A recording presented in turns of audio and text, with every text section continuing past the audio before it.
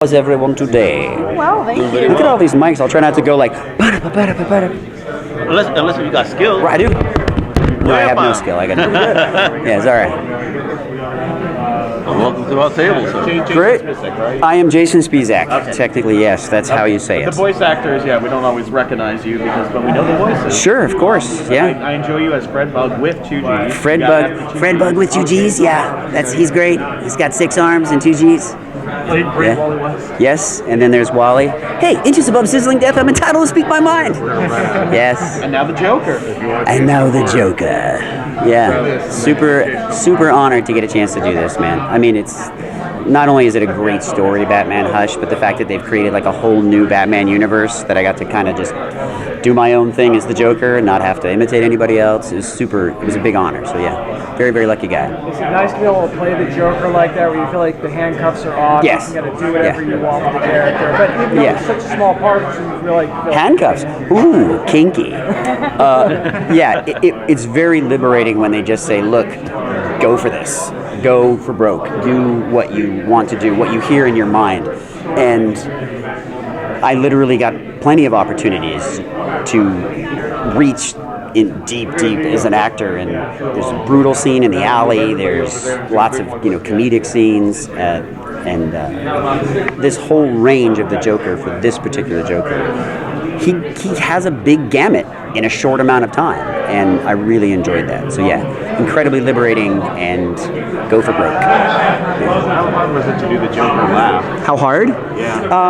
I was just telling somebody that it's like a symphony to me. So it has like the bass notes, it has the breathiness, it has the super high notes, and I just thought about it like composing like a composer. Like what notes do I want to have in there? Is that okay? That's too much to this. Let's put a little more of that. So it was sort of like making a piece of music to me. Yeah. So.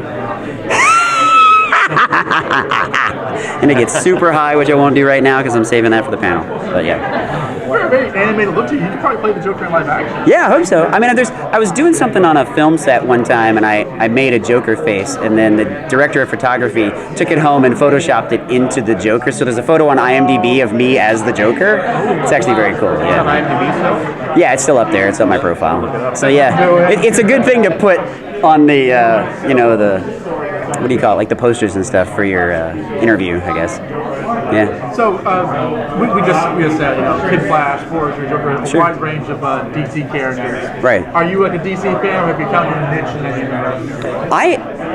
I think I've found my niche. I actually have always loved the DC stories better. I mean, I read Green Lantern when I was growing up. I had a voice for Joker in my head before I ever heard Mark or anybody do it.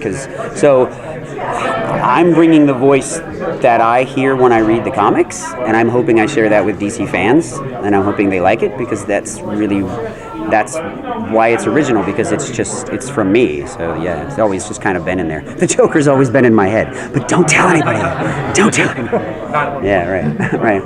Between you, me, and my psychologist.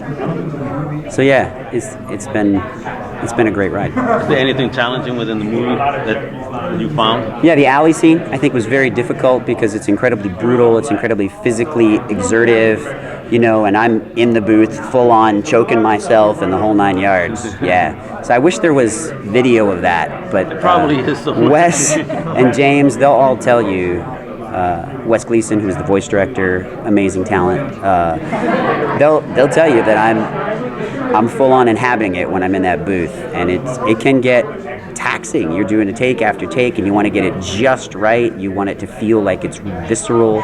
So, yeah, that was incredibly. It sounds weird. It was incredibly fun to choke myself. No, it's incredibly fun to really get into that, but also physically challenging. Yeah. Any other DC characters you'd like to play? Because you played so many already. Gosh, I've seen Wally West. I've played Razor from Green Lantern, the animated series. I would love to see Green Lantern, the animated series come back. Absolutely, agreed, right? That was so awesome. I loved it. Congratulations. After weeks of stalking Shard, you found the secret as to where they dump their garbage. Can total victory be far behind? Yeah, Razor, I would love to play him again. Yeah, I think they should come out with a Razor standalone comic even if they don't do anything animated, I think Razor's story with Aya would be great to just give to the fans, because he was not in the DC universe at all, and they just made him up for the show. And it's a great story. I'd love to see him have a standalone comic. Yeah, I was thinking the same thing. That's right, because I'm a writer today. I know a few comic book writers. You can pitch it to them. I'll back it. To them. You're at San Diego. I'll back it. I'll be like, this has got to happen. Kickstarter time. Right. Blow it up. Yeah, when the Warner Brothers lawyers start knocking on the door, just do the Joker face. And Right. run away. Right. Hello. Oh, hi. I ordered a pizza. So I would like to voice, I was telling somebody, like a Scarecrow, a really vicious Scarecrow sort of origin story, how you see how he goes from a twisted, psychologist, and I thought that's missing in the animated universe. I haven't seen that yet, and so I'd love to play a twisted Scarecrow. I think that would be super cool. From, psychologist to madman. There's a lot of things I still want to do. I actually want to play Batman. I really would like to play Batman. I know that sounds weird. You're all listening to me going, no, man, I don't hear it, brother. But I know I would really like to do both Batman and the Joker. I think Do you have the voice set in your head? How are you gonna? I do. I actually did scratch of Batman on Young Justice.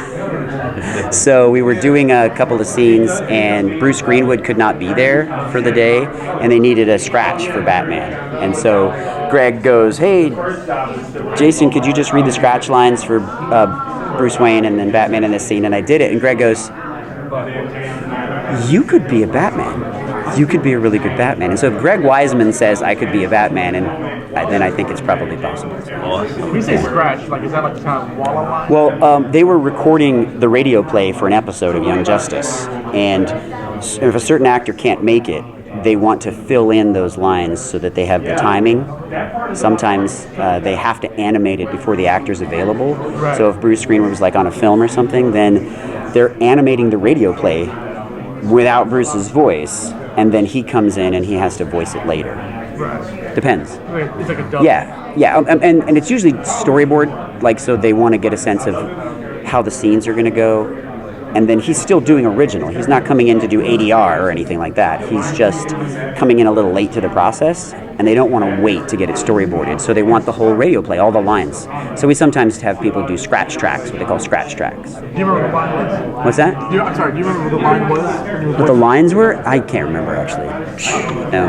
On the subject of Young I do remember Greg saying I could be Batman. It's the only thing I remember. Everything else is kind of a blur. Like, I'm sorry, what did you say? That's what you kept hearing the whole time. And then like a ringing sound, like, like that. On the subject of Young Justice, Yeah. how has the fan reaction been for you this year? Because Forager's voice has been very beloved and much imitated. Forager is Forager. Yes. Forager is naked now.